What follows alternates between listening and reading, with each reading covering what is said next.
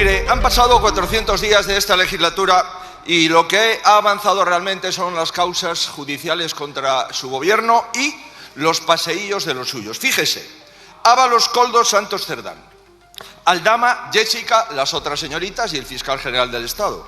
El borrado de los ERES, otra vez Delcy, su hermano, su mujer y la asesora de Moncloa. Este es su balance del 2024. 12 meses, 12 causas. Y pensar que hace años creíamos que usted solo tenía el problema de su tesis doctoral. Con las imágenes que tiene usted, con las amistades que ha tenido, señor Feijóo, tápese un poco. Si es que lo pone muy fácil, señoría. Mire, usted no plantea nada sobre vivienda, sobre educación, sobre dependencia, sobre sanidad. Yo estoy convencido de que una amplísima mayoría de jueces y juezas en nuestro país cumple con su labor con absoluto rigor.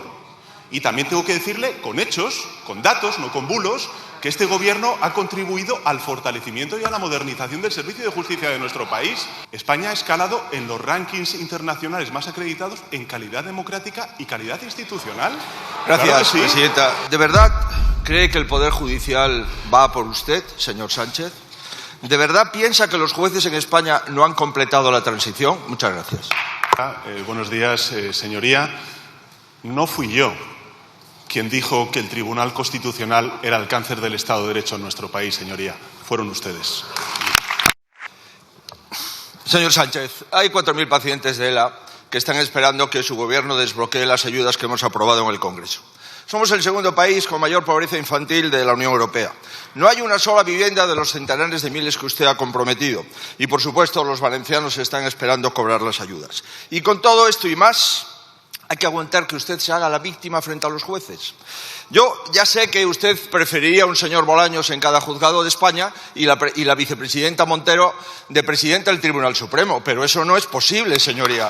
Estamos en un Estado de Derecho a pesar de usted. Mire, las fuerzas y cuerpos de seguridad y la justicia persiguen delitos. Si usted se siente perseguido, haga la regla de 3 y encontrará el resultado.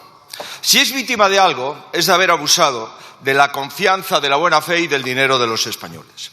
De hecho, mientras usted está aquí sin contestar absolutamente nada, hay otra declaración por 4 delitos en los juzgados de la Plaza de Castilla, donde probablemente tampoco se contestará nada. Por cierto, ¿habrá grabado usted el desayuno de esta mañana en la Moncloa para incorporar a su próximo documental?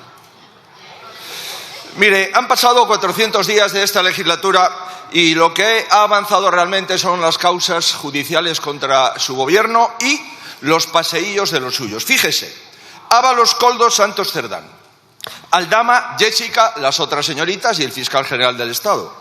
El borrado de los ERES, otra vez Delcy, su hermano, su mujer y la asesora de Moncloa. Este es su balance del 2024. 12 meses, 12 causas. Y pensar que hace años creíamos que usted solo tenía el problema de su tesis doctoral. Mire, señor Sánchez, cuando hay que abordar los problemas de los españoles, carpeta vacía del gobierno y mandar callar a todos los presidentes autonómicos. Dicen que usted es el uno de la trama. También el 0 en servicio público y en respeto a las instituciones democráticas de nuestro país. Muchas gracias, señoría. Gracias, presidenta.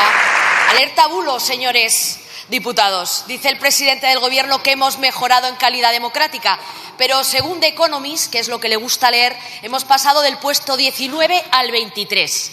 Yo creo, señor Sánchez, que en esa ley que están preparando tiene que recoger el derecho de rectificación a ejercer por los medios de comunicación en relación al presidente del Gobierno. Pero bueno, señora Montero, el domingo le escuchamos decirle a Sánchez: sabemos que van a por ti, y no. Aquí las únicas víctimas son los españoles a los que ustedes sablean a impuestos. Nunca antes un gobierno subió tantos impuestos, tantas veces en tan poco tiempo. 81 veces desde que llegaron a la Moncloa. Esto ha supuesto pagar 42.000 millones de euros más. Salimos a 2.200 euros más por hogar, sí, señora Montero, y año. Están asfixiando a la clase media. Mire, con ustedes en el gobierno, tener un hijo es una heroicidad. Comprarse una casa, misión imposible. Y pagar el alquiler, una angustia permanente. Y todavía quieren más. como gravar el diésel. Bien es cierto que el impuesto más caro que estamos pagando es la corrupción socialista. Por cierto, señora Montero, ¿no le parece a usted demasiada casualidad que Aldama, Koldo y su jefe de gabinete coincidan en el mismo bar en Madrid? Lo dijo ayer Koldo en el Tribunal Supremo. Sí, con la de bares que hay. Casi 30.000, señora Montero. En fin, pero vayamos a la pregunta. ¿Usted cree que los españoles pagan pocos impuestos?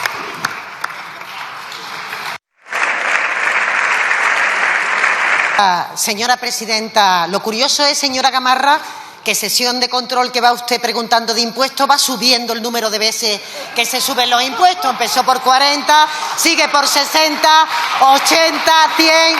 Bueno, de ahí viene, claro. Sí, parecen ustedes Joe Rigoli, ¿se acuerdan? Ahí con la mano, señor Hernando. Insisto, ni tienen rigor, ni tienen ningún tipo de dato objetivo que les lleve a hacer tal afirmación. 4 puntos por debajo nuestro país respecto a la media europea de ingresos en relación con el PIB. Le digo más, señora Gamarra, la Comisión Europea exige al Gobierno de España que haga una reforma fiscal que le haga que suba los ingresos en nuestro país después de estar recibiendo 140.000 millones de euros de los europeos. Lo que no puede hacer España es lo que hacen ustedes en las comunidades autónomas, que es bajarle los impuestos a los ricos y luego ir a papá Estado para que dé el dinero para la provisión de los servicios públicos. Coherencia, señora Gamarra. Gracias. Mire, señora Montero, ni una palabra hoy de defensa a su jefe de gabinete. Bares, qué lugares, como dice la canción. Pero bueno, bien, usted lo que quiere es que la tarta crezca. ¿Pero para qué? Para comérsela ustedes solos, mordida a mordida. Mire, le hago una propuesta para que el número de impuestos que ustedes han subido baje en la próxima sesión de control. Ayer el Senado aprobó una propuesta del Partido Popular, la fiscalidad cero para los afectados por la DANA en Valencia y Castilla-La Mancha, porque lo que no se puede hacer es intentar recaudar todavía más a costa de la desgracia de la gente, como usted pretende. Gracias, señora presidenta. Vamos por parte. Señora Gamarra, pongo la mano en el fuego por mi director de gabinete. Son bulos, son mentiras, falso. Lo que dijo el señor Aldama y lo que dicen ustedes, que son los que se hacen eco y portavoces de delincuentes confesos. Segundo lugar, señora Gamarra, ¿quién cree usted que paga las ayudas, la compensación de seguro a los guardias y policías que están trabajando en el terreno, al ejército? ¿Quién paga la atención de los damnificados de la DANA? Los impuestos de todos los ciudadanos que pagan la sanidad, que pagan la educación pública, que pagan la dependencia. Porque sabe que, señora Gamarra, nosotros exigimos mayor esfuerzo fiscal a los que más tienen para poder dar garantía y seguridad a la mayoría social de este país. Con los impuestos de los ciudadanos se paga la igualdad de oportunidades en nuestro país.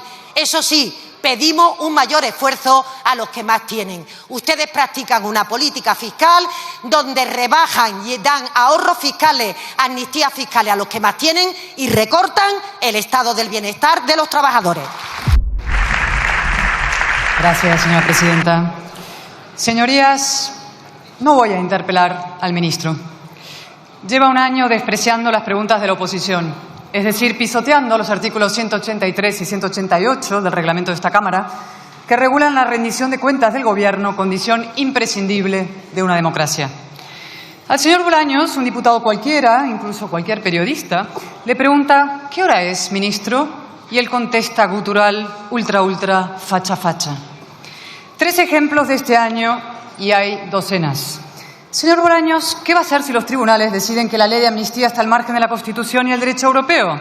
Respuesta: recae sobre sus hombros la responsabilidad de representar al equipo ultra. Señor Bolaños, ¿cuál es el conflicto entre España y Cataluña? Respuesta: quiero darle la enhorabuena por imponer a su candidato ultra en Cataluña, al César lo que es del César y al ultra lo que es del ultra.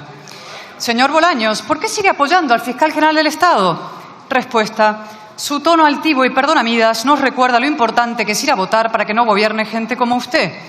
Desde luego, mejor ser perdonavidas que perdonamuertes, excarcelando etarras antes de tiempo como este gobierno. El miércoles pasado, el ministro Bolaños directamente se mofó en la cara de una diputada de Vox que le recordó su deber de contestar. No, negaba con la cabeza y se reía. La sesión de control, reducida a ruido y furia que nada significa, o dicho en castizo, al diálogo con un besugo. La pregunta, señorías, es ¿por qué actúa así el señor Bolaños? Primero, porque en su caso contestar es delatarse. Su gestión se cuenta por fracasos. Segundo, porque se lo permiten. La presidenta de esta Cámara ha abdicado de su responsabilidad institucional, si es que alguna vez la asumió. Es una correa de transmisión del Gobierno. Y tercero, por estrategia. La degradación de las sesiones de control es un reflejo de la destrucción de la conversación pública española. Y la destrucción de la conversación pública española es la consecuencia de una perversa decisión política. Desde aquel seminal no es no, toda la acción del señor Sánchez ha tenido como objetivo liquidar la alternancia democrática en España. En el altar de ese delirio cesarista lo ha sacrificado todo.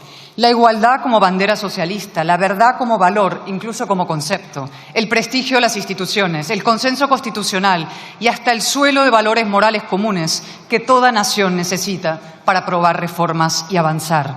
Sin ese suelo, sin conversación, no es que no sea posible consensuar nada, es que ni siquiera es posible discrepar. La realidad, señorías, es que España no tiene un gobierno en sentido estricto. Un gobierno mínimamente coherente, capaz de aprobar unos presupuestos sin la humillación de que un socio le suelte a otro esa vulgaridad tan nacionalista, muevan el culo. Lo que preside Sánchez es un proceso de incomunicación, de desconexión, de unos españoles con otros y de todos con la democracia. Y la prueba, en forma y fondo, es el señor Bolaños. Ha pasado un año de su nombramiento como ministro de Presidencia, Justicia y Relaciones con las Cortes y estamos en el último pleno de 2024. Es buen momento para hacer balance. Primer hito contra la alternancia, la amnistía. Un año después del pacto PSOE-Junts, el señor Bolaños sigue sin citar un solo precedente de un político que haya borrado los delitos de otros políticos a cambio del poder. Es decir, de una amnistía con ánimo de lucro, porque no existe, claro. Y un año después, el señor Bolaños sigue sin explicar cómo una medida que el señor Sánchez había tachado en octubre del 22 como claramente fuera del ordenamiento constitucional español, de pronto se convirtió en impecablemente constitucional. De ilegal a legal con la misma ley vigente. De la noche a la mañana, literalmente, es el milagro del 23 de julio. El fruto de la conjunción estelar entre los 7 votos de un prófugo y la codicia oceánica de un hombre sin escrúpulos. Lo que Torcuato Fernández Miranda habría llamado una maniobra torticera. ¿Y qué dice de esto el ministro gutural? Ultra. Bueno, y algo más. Me felicito a mí mismo. Sus señorías se acordarán, cómo olvidarlo, cuando se plantó en el patio del Congreso y proclamó la amnistía será un referente mundial y marcará historia. ¡Qué farsa! Y sobre todo, ¡qué farsa fracasada! Ya es Navidad en Waterloo y la amnistía sigue sin aplicarse. El prófugo volvió a Barcelona, sí, pero para una charlotada estival. Ya soca aquí, ya no soca aquí. Un Houdini jodido. Sí, señorías, creíamos que los señores Bolaños y Boye, un presunto ministro de Justicia y un secuestrador condenado, habían redactado la ley de amnistía a 4 manos, pero resulta que la redactaron a 4 pies. No cubre la malversación y, por tanto, tampoco a Puigdemont. Así lo ha dicho el Supremo en 2 resoluciones contundentes, así lo avalará con toda probabilidad la Sala de Apelaciones y, ojo, así lo confirmará también, yo estoy democráticamente convencida, el Tribunal Constitucional. Porque el Estado de Derecho español existe y funciona, ya se lo dijimos, pierdan toda esperanza. Y porque el señor conde Pupido no querrá retirarse con el baldón de Boye y Bolaños en su toga. Su chapuza, salvarle a él. Segundo hito, la colonización de las instituciones, en particular de la Fiscalía General del Estado, hoy a las órdenes de un imputado. Se dice pronto.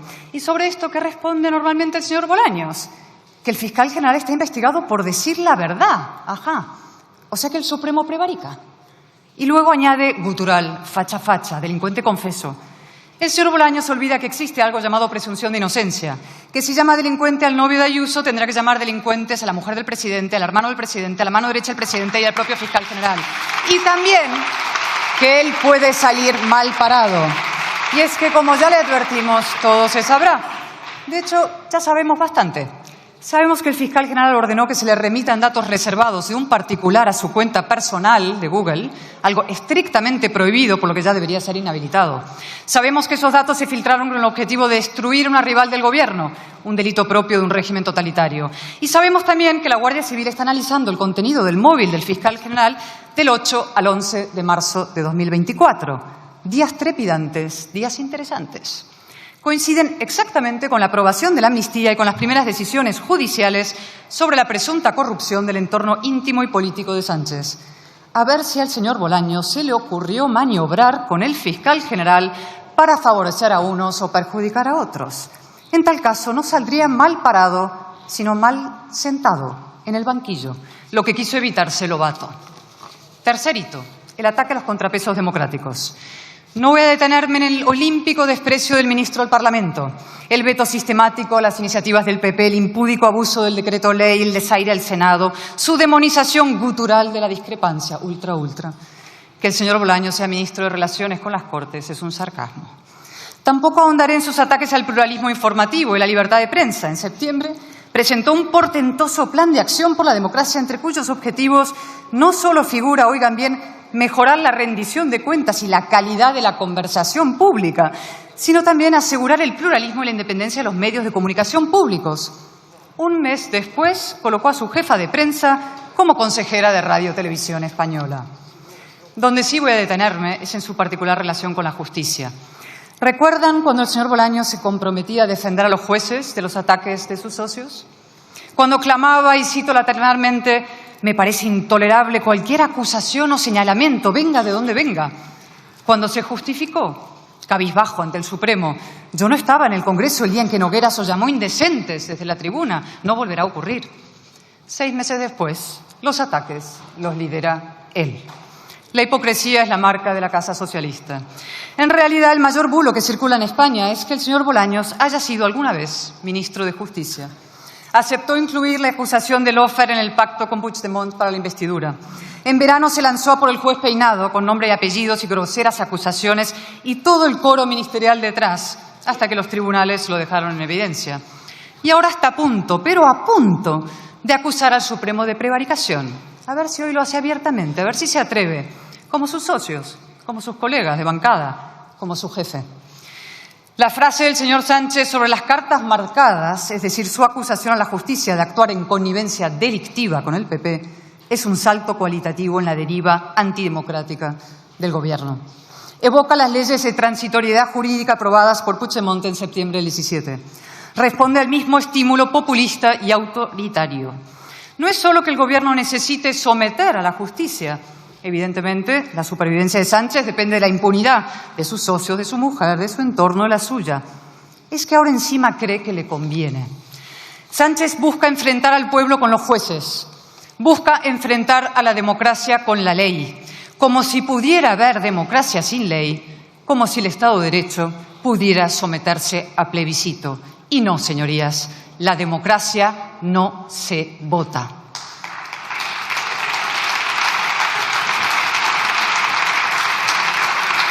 ¿Y el señor Bolaños? Nada, se ha quedado sin coartada. Años deslegitimando al Consejo General del Poder Judicial, insultando a sus miembros, diciendo que son peones del PP porque denuncian los ataques del Gobierno. A ver cómo explica ahora el comunicado de la magistrada Perelló. ¿Dirá que los jueces no han completado la transición? Esa última genialidad salida de Moncloa. ¿La llamará gutural ultra? Cuarto y último hito, Franco. Ahora sí el ministro por fin puede gritar facha, facha. Solo que ante su gutural espejo. ¿Qué sería de este gobierno sin los ultras? Sin Bildu, sin Puigdemont, sin Junqueras, sin Franco. ¿Qué sería de él sin la polarización? Como son incapaces de gobernar por adhesión, intentan gobernar por odio. Levantan muros entre españoles, juegan al divide y vencerás y reescriben la historia. Franco no fue derrotado por una izquierda heroica y valiente, sino por una vulgar flebitis y murió en la cama. La libertad no la trajo el PSOE, la trajeron los demócratas de ambos bandos. Y señaladamente 3 hombres: Adolfo Suárez, Torcuato Fernández Miranda y el rey Juan Carlos. Ellos sí que merecen 100 homenajes.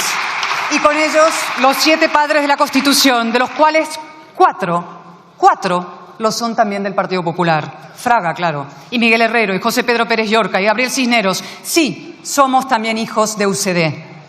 A estas alturas, ¿a quién pretenden engañar? Se lo diré: a sus menguantes votantes y a sus socios. Quieren mantenerlos a ellos polarizados, radicalizados, atrincherados, atrapados en un solo lado del muro, cautivos del caínismo. El populismo es el atajo de los mediocres y el frentismo una confesión de impotencia, además de una canallada. Y ahora sí, señor Bolaños, es su turno. Ya puede seguir conversando consigo mismo. Gracias. Muchas gracias, señorías. Muchas gracias, señora Álvarez de Toledo. La eché de menos la semana pasada, que no me formuló ni pregunta ni interpelación. Pensé que la tenía castigada el señor Tellado. Y, señor Tellado, si usted impide que la señora Álvarez de Toledo me pregunte, no se lo perdonaré jamás.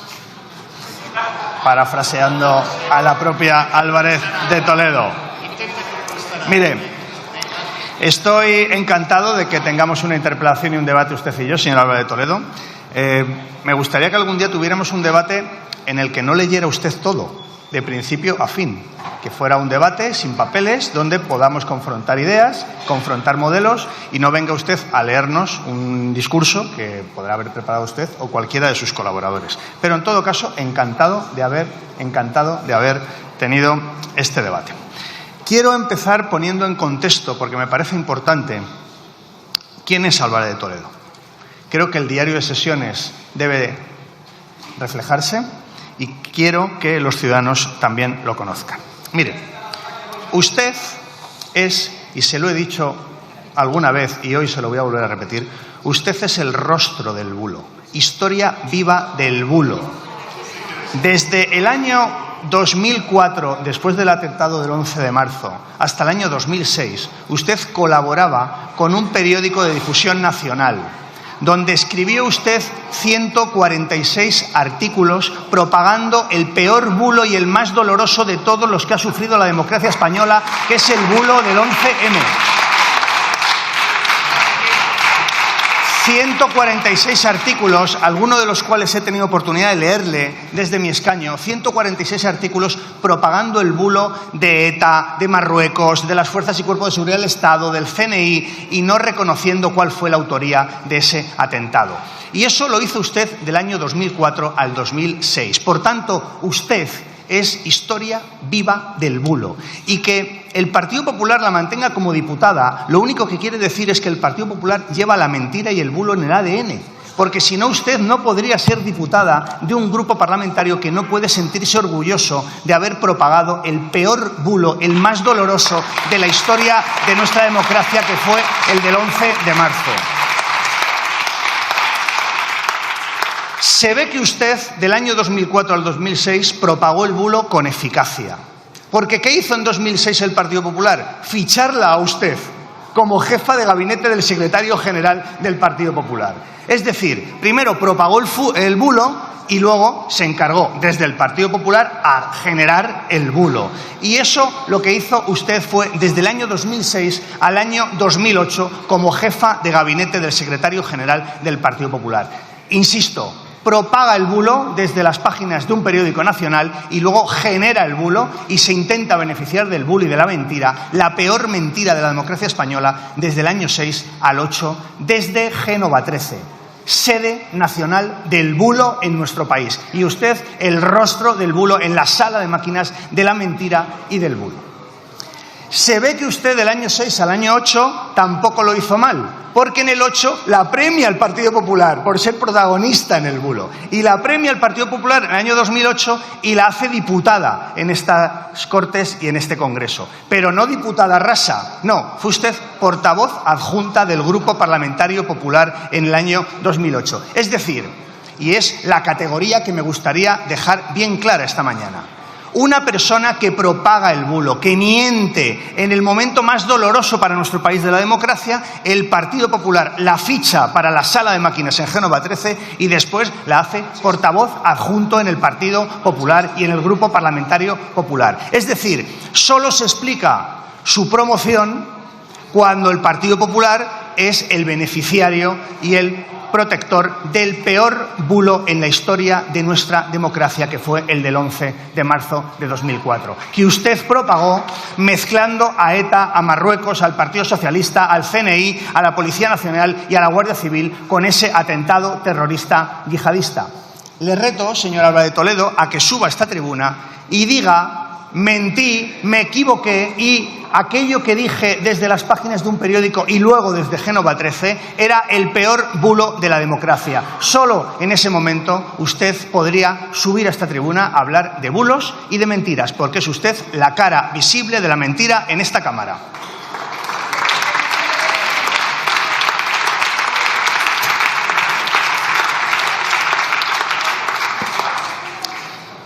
Entro a algunas de las cuestiones que usted ha planteado. Ha dicho, como lo dice usted,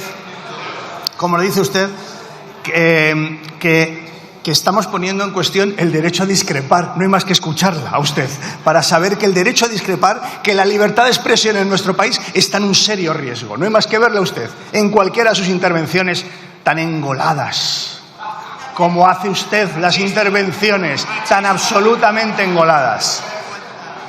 Segundo, dice usted que los presupuestos generales del Estado y, por tanto, la continuidad de este Gobierno están en manos de Junts per Catalunya. Le voy a hacer alguna pregunta, señor Álvarez de Toledo, y me gustaría, si es posible, que me responda desde esta tribuna. ¿Usted sabe qué ofreció el Partido Popular a Junts para conseguir la investidura del señor Feijóo? ¿A usted se lo han contado? ¿Le han contado alguna reunión que se celebró entre dirigentes del Partido Popular y Junts en Bruselas? ¿Le han contado qué estaba dispuesto a dar el Partido Popular a Junts para conseguir que el señor Feijóo fuera presidente del Gobierno? Es bien sencillo. Suba usted y diga: pues no, no me lo contaron. Bien. Pero si se lo contaron, ¿usted qué opina? Y, por cierto, después de tantos meses acusando ustedes a Junts per Catalunya de la trama rusa, de ser terroristas, ¿qué opina usted de las declaraciones bien recientes de dirigentes de su partido, como la señora Cuca Gamarra, el señor González Pons, el presidente de Andalucía, el señor Moreno Bonilla? ¿Qué opina usted de esas declaraciones donde se dice que hay que colaborar y que hay que trabajar con una fuerza perfectamente democrática como es Junts? ¿Eran terroristas o es una fuerza perfectamente democrática? ¿Está usted a favor de lo que le ofreció el Partido Popular a Junts para conseguir la investidura del señor Feijóo o no? Porque, mire, usted se ha quedado como la última mohicana ultra del Partido Popular, defendiendo banderas que ya no defiende ni el Partido Popular.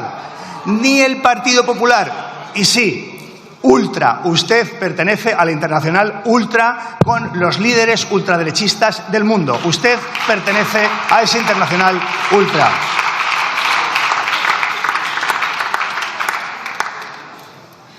Habla usted de Cataluña y le tengo que reconocer que usted tiene mucha autoridad para hablar de Cataluña. Tuvo usted el peor resultado del Partido Popular en la historia cuando usted encabezó la candidatura del Partido Popular en Cataluña. El peor de la historia.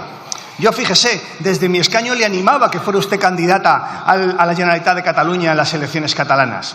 Finalmente lo fue otro dirigente de su partido, pero yo le animaba porque yo a usted la veo, oiga, que usted se adapta y concuerda y entiende mucho a Cataluña. Por eso fue diputado usted por Barcelona y tuvo el resultado que tuvo, el peor de la historia. Y, sin embargo, sigue hablando de Cataluña. Pues mire, estoy encantado de que hablemos de Cataluña. Mi duda es cuánto va a tardar el Partido Popular en decir que la normalización en Cataluña fue gracias a ellos. Esa es mi duda. Como ahora con el fin de ETA. El fin de ETA, por supuesto, nada que ver con el señor Rodríguez Zapatero, nada que ver con el ministro Rubalcaba, nada que ver con el Partido Socialista y su valentía en aquel momento. No, no. El fin de ETA es gracias al Partido Popular. Si es que es cuestión de tiempo, si es que el patrón del PP es siempre el mismo. ¿Cuánto van a tardar ustedes en decir que la normalización en Cataluña fue gracias al Partido Popular? Si lo van a decir, Pues adelántelo, dígalo usted en esta tribuna. Gracias a mí se ha normalizado en Cataluña, que yo entiendo mucho al pueblo de Cataluña. Si es que usted ha sido diputada por Cataluña, honor que yo no he tenido nunca en mi vida. Fíjese, que hablemos de Cataluña. ¿Sabe usted que el presidente de la Generalitat de Cataluña en este momento es un socialista constitucionalista como Salvador Illa? ¿Me puede usted también desde la tribuna, en su turno de réplica, explicar en qué quedó aquello de que íbamos a hacer a Puigdemont presidente con los votos del PSC? ¿Cómo está esa historia, señor Álvarez de Toledo? Otra mentira más, una más, la enésima, por orden alfabético en el listín telefónico de las mentiras del Partido Popular. ¿Cómo está ese asunto? ¿No iba el PSC a apoyar al señor Puigdemont como presidente? ¿Nos lo puede usted explicar? También agradeceré sus disculpas, porque esa mentira la repitió usted con bastante frecuencia. Bueno, pues la realidad es que hoy en Cataluña hay normalización política, social e institucional, que hoy las fuerzas políticas catalanas hacen política dentro de la ley y dentro de la Constitución. Y eso es consecuencia de una política valiente, inteligente, con mucha altura de miras de este Gobierno. Y es también consecuencia de la Ley Orgánica de Amnistía para la Normalización Política, Social e Institucional de Cataluña. Una ley que harán suya y que dirán que fue gracias a ustedes que consiguieron la normalización en Cataluña. Y luego usted siempre, Europa lo parará. En concreto, ¿qué órgano de Europa? ¿La Comisión de Venecia, señor Álvarez de Toledo? La Comisión de Venecia que dijo que en Europa hay 54 países dentro del Consejo de Europa y que los 54 tienen leyes de amnistía. La Comisión de Venecia que dijo que hay 12 de esos países que no tienen previsión constitucional, como España, y que también tienen leyes de amnistía. La Comisión de Venecia que dijo que la amnistía tenía una finalidad lícita y que por tanto no afectaba al principio de igualdad. O la Comisión de Venecia que dijo que no se afectaba a la separación de poderes porque los jueces y magistrados tenían la última palabra para aplicar la ley de amnistía. Pues, señor Álvarez de Toledo, usted me dirá qué órgano europeo va a parar, como lo diría usted, parará, la Comisión Europea lo parará. Pues dígame qué órgano. Si no es la Comisión de Venecia, ¿cuál va a ser en su opinión? ¿El jurado de Eurovisión? ¿Me puede usted decir en concreto qué órgano europeo va a parar la normalización de Cataluña? Que heredamos una situación en 2018 en Cataluña que era lamentable. Le voy a decir por qué. Por la gestión incompetente del Partido Popular, entre otras causas. Entre otras causas. Y este Gobierno, con inteligencia, con valentía, con ambición y con altura de miras, ha conseguido la normalización de Cataluña. Por tanto, señor Álvarez de Toledo, gracias por hablar de Cataluña desde esta tribuna. Los españoles saben muy bien quién fue incapaz de gestionar e incendió Cataluña y quiénes hemos sido capaces. Y luego, como es natural, pues defiende usted, me ha llamado la atención, por eso lo recalco, defiende usted a la pareja de la señora Ayuso con el argumento de la presunción de inocencia. Oiga, aplique usted la presunción de inocencia a otras personas que están siendo investigadas, ¿o no? ¿O no? Porque yo aplico y respeto la presunción de inocencia en todo caso, pero le voy a decir una diferencia entre la pareja de la señora Ayuso y otras personas que están siendo investigadas. La diferencia es que la pareja de la señora Ayuso ha reconocido haber cometido 2 delitos y las otras personas no hay nada de nada. Esa es una diferencia bastante sustancial, señor Álvarez de Toledo, bastante sustancial. Señoría, debe ir finalizando, por favor. Sí, para alegría del señor Álvarez de Toledo, termino ya. Gracias por su interpelación. Le ruego al señor Tellado que me pregunte con mayor frecuencia. Señor Álvarez de Toledo, cada vez que usted abre la boca, se demuestra que el Partido Popular lleva la mentira y el bulo en el ADN, porque si no usted no podría ser ni diputada en esta Cámara. Gracias. Gracias.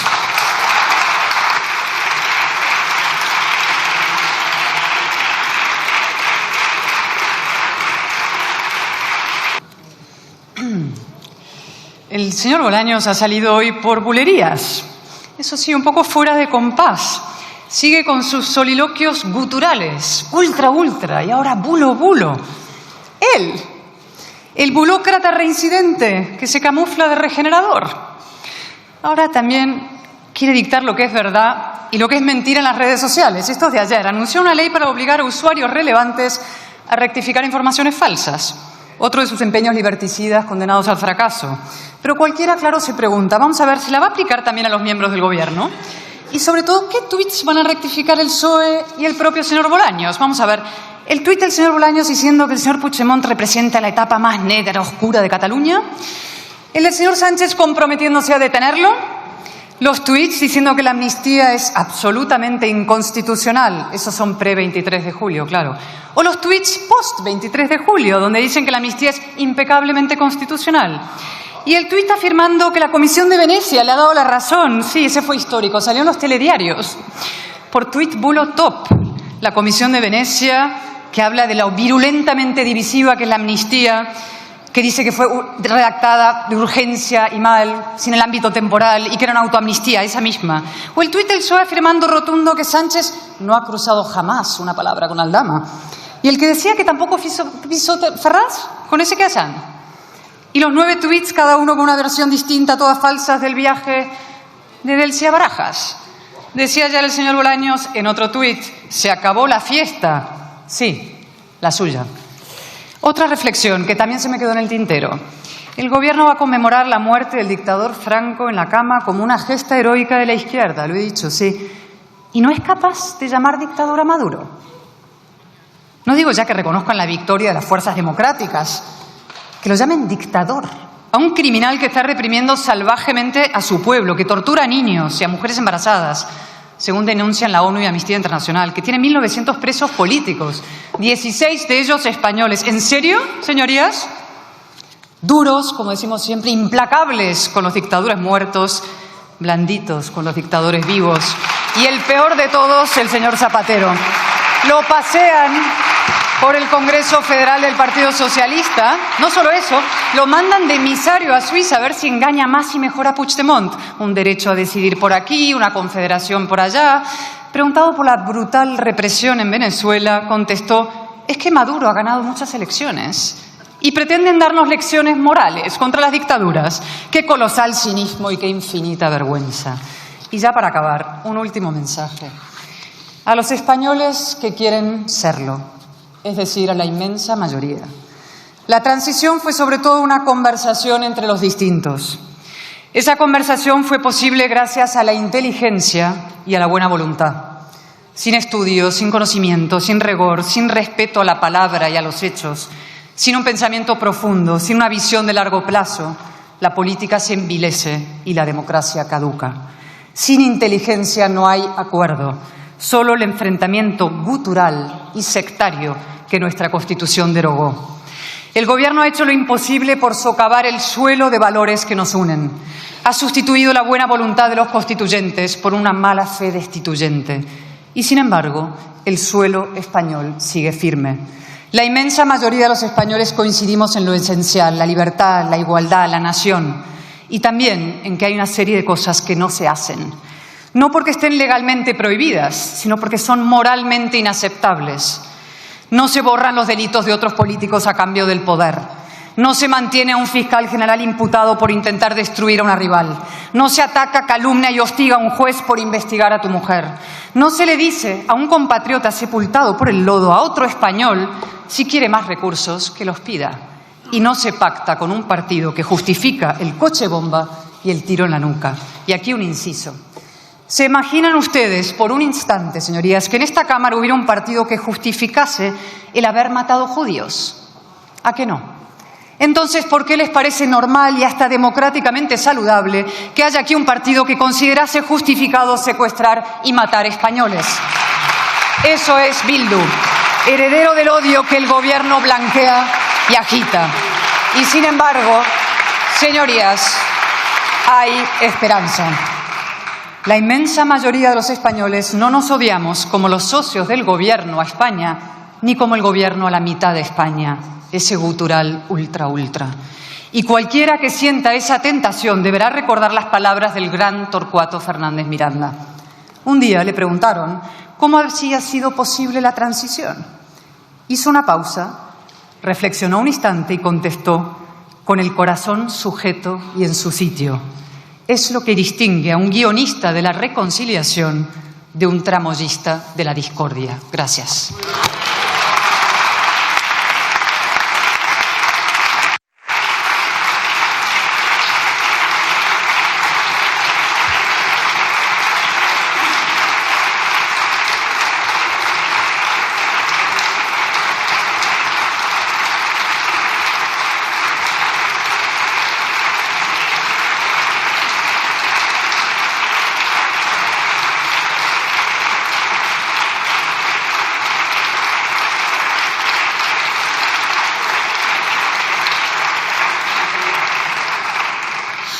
Tiene la palabra para concluir el debate el señor ministro de la Presidencia, Relaciones con las Cortes y Justicia.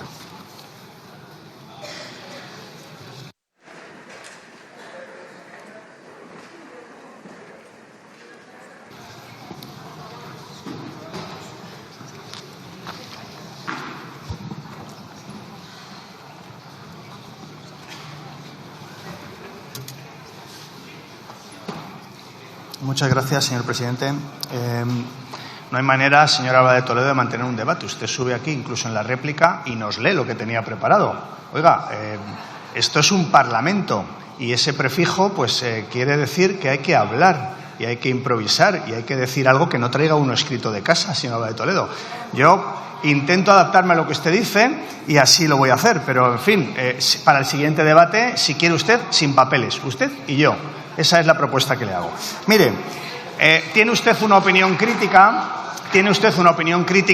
con la ley reguladora del derecho a la rectificación que ayer aprobó el Consejo de Ministros en primera vuelta. No nos puede sorprender, o con la verdad o con el bulo. ¿Dónde está usted? Pues con el bulo, como desde el año 2004, propagando que el 11M era obra de ETA, de Marruecos, del CNI, de la Policía Nacional y de la Guardia Civil. Eso lo dijo usted durante 2 años, fue premiada por el Partido Popular y, por tanto, una ley que pretende acabar con los bulos, pues ¿usted dónde está? Con los bulos. No hay, es un silogismo, no hay mucha duda en ese tema. Habla usted de la Comisión de Venecia. Da unos argumentos absolutamente menores, que eran un obiter dicta del informe que nada tenían que ver con lo que concluía, pero se le ha olvidado usted, y creo que es interesante que hablemos de ello, del informe del Estado de Derecho de la Comisión Europea del año pasado, de julio del año 23. ¿Sabe usted cuántos reproches, cuántas críticas, cuántas observaciones, cuántas enmiendas tenía el informe del Estado de Derecho de la Comisión Europea a la ley de amnistía? Se lo voy a decir, 0, ninguna. Por tanto, señor Alba de Toledo, cuando se engole usted y diga que Europa acabará con la amnistía, recuerde que es mentira, que es falso, que es un bulo, que es la historia de su vida, pero también en esto está usted mintiendo. Porque ni la Comisión de Venecia ni la Comisión Europea han puesto problema a la aplicación y a la aprobación de la ley de amnistía. Tampoco le gusta a usted que se vaya a conmemorar que en España hace 50 años murió un dictador, un criminal, un ladrón, y que desde hace 50 años en España podemos vivir con libertad. Le voy a dar una mala noticia, porque ha habido parte de su intervención en la que coincidimos, señor Alba de Toledo. Coincidimos en tener una opinión muy positiva de la transición española. Coincidimos en que fue una transición modélica, con personas como Torcuato Fernández Miranda, al que usted ha mencionado, Adolfo Suárez, pero también Felipe González y también, por ejemplo, Santiago Carrillo y otros muchos. Porque hubo mucha gente que no era famosa, que no eran dirigentes, que lucharon por la libertad. Hubo mucha gente que no fueron dirigentes políticos, que lucharon por la libertad y por la democracia en este país cuando todavía el dictador estaba vivo. Muchos militantes socialistas, escúchelo bien, muchos militantes socialistas lucharon por la democracia en este país con el dictador vivo y pagaron con la cárcel y a veces con su vida luchar porque hoy España sea una democracia. Esa es la historia del Partido Socialista y es la historia de mi partido. Y por supuesto que la transición fue un gran acuerdo entre diferentes. ¿Me va usted a respetar, me va usted a perdonar un ataque de falta de humildad? Pero ¿cuántos acuerdos entre diferentes ha conseguido usted? ¿Le digo yo los que consigo a diario? Claro, es que usted habla de la transición, que efectivamente fue un acuerdo entre diferentes, entre muy diferentes. Piense que estaban los que habían encarcelado, los que habían fusilado y estaban las víctimas. Y se llegó a un acuerdo. Imagínese la dificultad de aquello. Bueno, yo sigo pensando que España se construye con acuerdos entre diferentes. Y lo hago todos los días en mi condición de ministro de Relaciones con las Cortes. Y por eso le pregunto, tendremos más debates, el señor Tellado no la castigará. Dígame cuántos acuerdos entre diferentes ha conseguido usted. Pero es que es más, para conseguir esos acuerdos hay que respetar al diferente. ¿Respeta usted a los grupos parlamentarios que formamos esta Cámara? ¿Respeta usted al Partido Socialista Obrero Español, que es la primera fuerza política en la historia de la democracia en este país? ¿Nos respeta usted? Porque es lo mínimo para poder lograr un acuerdo entre personas que son distintos. Y por tanto, yo también termino como usted con una esperanza. Con la esperanza de que el Partido Popular deje el extremismo, deje el discurso ultra, deje los bulos, deje a un lado todo lo que usted significa. Señora Álvarez de Toledo, muchas gracias. Gracias, presidenta. Señor Álvarez, no se equivoque, usted no es el ministro de Asuntos Exteriores de España. Usted está al servicio de los intereses económicos que representa y defiende el expresidente Rodríguez Zapatero en Venezuela. Por mucho que se vaya, esa es la realidad y la vergüenza de este gobierno, que se siente tan cómodo como un partido como Bildu, tanto que aprecian. Señor Bolaños, vayamos allá. Minuto e imputado. Vamos por juzgados. En el Tribunal Supremo, José Luis Ábalos. Cargos: organización criminal, cohecho, tráfico de influencias y malversación. Álvaro García Ortiz. Cargos: revelación de secretos. Koldo García Izaguirre. Cargos: organización criminal, blanqueo de capitales, cohecho, tráfico de influencias. Manuel Jesús Gómez, subsecretario de Transportes. Cargos: tráfico de influencias. El señor Miranda, director general de Adif. Cargos: tráfico de influencias. Álvaro Sánchez, secretario general de Puertos del Estado, de su gobierno. Cargos: tráfico de influencias. En el juzgado de instrucción número 41 de Madrid, Begoña Gómez. Cargos: tráfico de influencias, corrupción, apropiación indebida e intrusismo profesional. Juzgado de instrucción número 3 de Badajoz, David Sánchez Pérez Castejón. Le sonará. Cargos: malversación, prevaricación, tráfico de influencias y delito contra la administración. Y así podríamos seguir hasta 30 personas. Su respuesta ya la sé.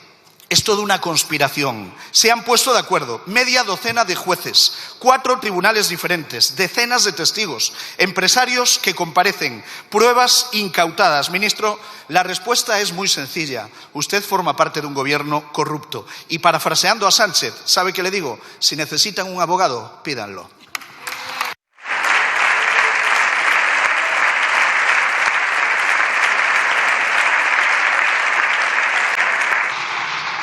Gracias, señor Tellado. Señor ministro, cuando quiera. Señora presidenta, señor Tellado, felices fiestas. Mire, usted y yo nos diferenciamos en muchas cosas. No se haga ilusiones, también nos parecemos en algunas otras. Pero le voy a decir en algo que no nos vamos a parecer nunca. Usted se ha convertido, acaba de demostrarlo, en el vocero, en el portavoz de delincuentes confesos, de insinuaciones, de mentiras y de bulos. Y mire, y lo hace usted, se convierte usted en el vocero, en el instructor y en el sentenciador de casos judiciales que están abiertos. Y en eso no nos vamos a parecer nunca. Mire, señor Tellado, su nombre aparecía en una causa judicial. Y yo jamás utilicé su nombre para imputarle delitos, jamás, ni yo ni nadie del gobierno, ni yo ni nadie del gobierno. ¿Y sabe lo que pasa? Que lo podíamos haber hecho con las mismas pruebas con las que usted ensucia a personas honradas cada día. Usted también podía haber recibido algunas imputaciones y no lo hicimos, Y convénzase. Acabará usted pidiendo perdón a personas a las que está ensuciando. Deje que los procedimientos judiciales avancen y comprobará que muchos de ellos, la mayoría de ellos, quedarán en nada. Mire, le voy a decir algo. Usted, como bien sabe, conoce cómo reacciona el Partido Socialista ante el mero indicio de corrupción. Pedimos el acta, suspendemos de militancia, impulsamos una comisión de investigación. Le digo cómo responde el Partido Popular, si es que tienen un caso bien reciente. La número 3 del Partido Popular de Madrid, la alcaldesa de Arroyomolinos, acusada por cobrar comisiones. ¿Qué ha hecho el Partido Popular? ¿Qué ha hecho la señora Ayuso? Pues imagino que invitarla a su cena navideña. Ha escuchado comisiones y ha dicho, pues qué mejor contexto que ese. Porque esa es la realidad y la diferencia entre el Partido Socialista y el Partido Popular. Nosotros actuamos y ustedes no hacen nada. y defienden a una familia muy lista, una familia muy comisionista. Gracias.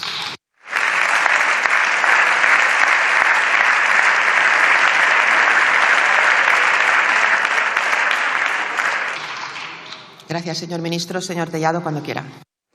Gracias. Señor Bolaños, tiene usted razón. Yo no sería el ministro de Justicia de un gobierno corrupto. Gracias, señor ministro. Señor Tellado, cuando quiera. Gracias. Señor Bolaños, tiene usted razón. Yo no sería el ministro de Justicia de un gobierno corrupto como es usted. No nos parecemos en absoluto. Mire para aquí. Este es el calendario judicial del gobierno de Pedro Sánchez, de su gobierno. Citas en juzgados y en comisiones de investigación. En rojo PSOE. En rojo PSOE. Reconózcanlo, son ustedes un gobierno investigado. Pidan disculpas y vacíen sus despachos. España merece un gobierno honrado y con ustedes, lamentablemente, no lo tiene.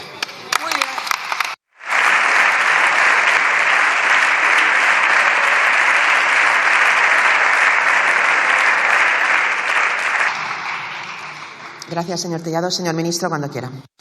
Es inútil, señor Tellado.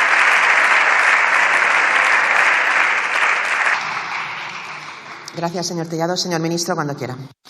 Es inútil, señor Tellado. Usted continúa en la insinuación, en el bulo, en la mentira. ¿Van a pedir ustedes perdón? Por cierto, ¿van a pedir perdón a esos partidos a los que consideraban terroristas ahora que los procedimientos judiciales dicen que ni trama rusa ni terrorismo? Yo se lo dije en esta Cámara. Perdón no les pide los votos para tumbar a este gobierno. ¿No se les revuelve nada de verdad? Gracias.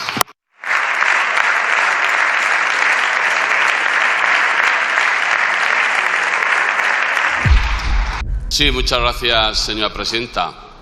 La amnistía es en beneficio de la sociedad española y quitar la malversación también es en beneficio de la sociedad española. Y blanquear a un partido que sigue sin condenar el terrorismo de ETA también es beneficiar a la sociedad española. Y sacar a los presos de la cárcel también es beneficiar a la sociedad española. Y hacer homenajes a los asesinos también es beneficiar a la sociedad española. Pero ustedes, ¿de qué sociedad española están hablando? ¿Pero usted en qué país vive? ¿Pero a usted le parece normal que demos por bueno que ustedes además cuando compiten electoralmente dicen que a Bildu le queda un recorrido ético tremendo y que ETA sigue existiendo y una vez que pasan las elecciones se abrazan a ellos y dicen que es un partido como cualquier otro, que están orgullosos de la acción terrorista de la banda ETA? Y ahora nos dice que eso es para hacernos un favor a la sociedad española. Pero usted, señor Marlaska, ¿pero cómo ha acabado? Que usted era una persona que defendía lo mismo que defiendo yo ahora. Lo que usted ha cambiado de bando por proteger a Sánchez. Es una auténtica barbaridad. Que aunque ustedes pierdan la dignidad, el conjunto de los españoles no vamos a perder la dignidad. No vamos a olvidar y vamos a recordar siempre que ETA es una banda terrorista, que Bildu sigue sin condenarla y que ustedes lo están apoyando. Una vergüenza.